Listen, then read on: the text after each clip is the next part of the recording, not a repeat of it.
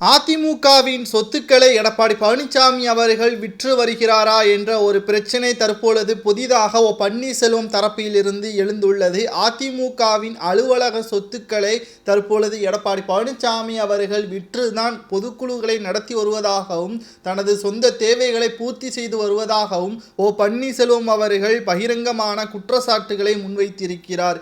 ஏற்கனவே அதிமுகவின் அலுவலக நிர்வாக பொறுப்புகளை அதிமுகவின் முன்னாள் அமைச்சராக இருந்த சி.வி. சண்முகம் அவர்கள் தான் தற்பொழுது பார்த்து வருகிறார். ஆனால் சமீப காலமாகவே எடப்பாடி பழனிசாமி அவர்களுக்கும் சி.வி. சண்முகம் அவர்களுக்கும் இடையேயான பிரச்சனையின் காரணமாக நிர்வாக பொறுப்புகளில் பல பிரச்சனைகளை முன்வைத்து வருகிறார் சி.வி. சண்முகம் அவர்கள். அதாவது அதிமுகவில் பன்னீர்செல்வம் அவர்கள் ஒருங்கிணைப்பாளராக இருந்த பொழுதே அனைத்து நிர்வாக பொறுப்புகளையும் பன்னீர்செல்வம் அவர்கள் தான் பார்த்து வந்தார். கட்சியிலிருந்து நீக்கப்பட்டவுடன் 6 மாதத்திற்கு எடப்பாடி பழனிசாமி அவர்கள் நிர்வாக பொறுப்புகளை பார்த்து வந்த நிலையில் பாதி சொத்துக்களை விற்றதாகவும் தற்பொழுது குற்றச்சாட்டுகளை சி.வி. சண்முகம் அவர்கள் மாவட்ட செயலாளர்கள் கூட்டத்தில் முன்வைத்திருந்தார்.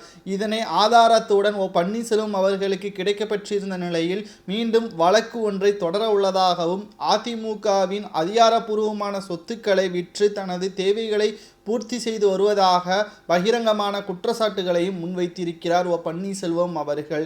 எடப்பாடி பழனிசாமி அவர்கள் அதிமுகவின் துரோகி என்றும் இனி வரக்கூடிய காலகட்டத்தில் அதிமுகவின் தொண்டர்கள் எப்பொழுதுமே பன்னீர்செல்வம் அவர்கள் பக்கம்தான் இருப்பார்களே தவிர எடப்பாடி பழனிசாமி அவர்கள் பக்கம் இருக்க மாட்டார்கள் என்றும் பன்னீர்செல்வத்தின் ஆதரவாளராக இருக்கக்கூடிய வைத்திலிங்கம் அவர்கள் கூறியுள்ளார்.